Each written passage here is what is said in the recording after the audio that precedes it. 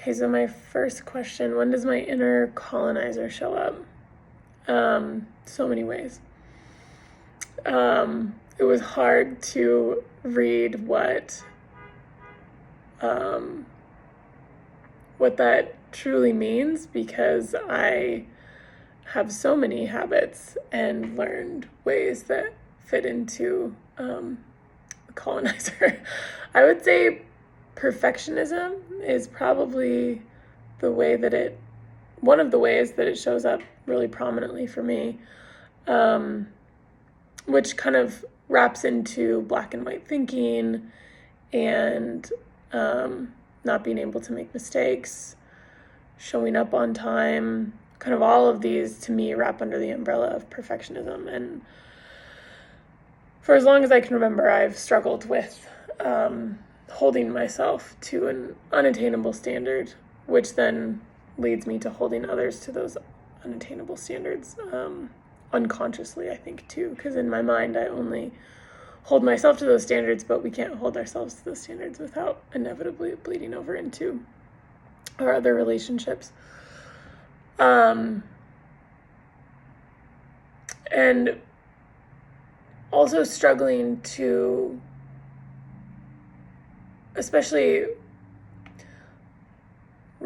struggling to accept others' opinions, mostly within my romantic relationships, I would say. But again, it bleeds over into other relationships. But I didn't even realize until I read about the inner colonizer that I am just wanting everyone to be like me, because that's what feels safe and that's what I know. And some of it is conscious and a lot of it is unconscious. But wanting, like, for example, my husband to immediately just be like, oh yeah, of course what you're saying makes sense, and just be 100% on the same page as me, without realizing that my thought patterns could be flawed, or not even that they're flawed necessarily, but that there's more than one way to think about a specific issue, or there's more than one way to deal with a problem, and one of the biggest issues for me is there's more than one way to navigate raising a kiddo, and it's just as good as the other way. So yeah, I would say perfectionism is the way that it probably shows up the most for me. And let's see, what are the ways you recognize your own conditioned behavior? Yeah, kind of back to that perfectionist idea. I watched my mom and my dad growing up. They held themselves to unattainable standards. When they would make a mistake, they would just beat themselves up, and really have a lot of negative self-talk around making mistakes, and very black and white thinking, especially coming from my dad. And I find that in myself, where I think that there's only one way to do something, and if I can't do it that way, or I don't do it that way, then that's just a failure. And there's really no in between. There's no gray area that's good or it's bad. And I catch myself in that now, having gone through a lot of healing work. But I know that it still shows up in a lot of unconscious ways. I'm grateful that I am able to recognize it sometimes, but I cannot always recognize it. And then let's see, share an example of cultural appropriation and cultural appreciation. I have honestly been really struggling with the idea of, or not struggling with the idea of, I've been struggling with recognizing the difference between cultural appropriation and appreciation. I think it's tapping back into this perfectionism idea. I am so afraid of falling into that cultural appropriation space that I am almost frozen of like, oh no, I don't want to fall into the cultural appropriation.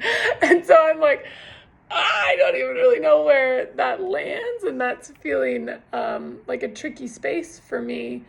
Because to be honest, I've been more ignorant than I realized until I dove into this reading. And that's hard to admit and to see within myself, but it's very true that I've been quite ignorant to certain ways of cultural appropriation, especially growing up in and living in very northern climates that are not diverse. I've never lived in a diverse location. I've lived in Alaska and Montana and Washington, and eastern Washington, which is pretty much Idaho. So yeah, it's not a space that I've explored very often. And so I'm working on that and determining the difference. But one space that I was in that I recognized and really appreciated cultural appreciation is I went to a women's circle a couple weeks ago, and they shared a quote and a teaching from this woman that grew up in a specific tribe in Africa, and I'm blanking on which tribe. I'm even blanking on where in Africa she came from, but she came to the United States specifically to help us learn how to grieve, because her culture believed that Americans really struggled with the idea of grief and how to move through grief in a healthy way, and their culture had a really beautiful way of thinking of it. So she came here to share her teachings, and the women's circle I was in, one of the women, who was a white woman, was sharing her teachings, and she wanted to be very clear that these teachings were from this woman, from this area, and from Africa, in this specific area, from this tribe, and that this was her mission, was to come to the U.S. and share this message, and she wanted to spread it as far and wide as possible. And then she shared the message, which was amazing. But that, to me, felt like a really beautiful way of, instead of just sharing the message and not really talking about where it comes from, honoring where it came from. And that felt like a very clear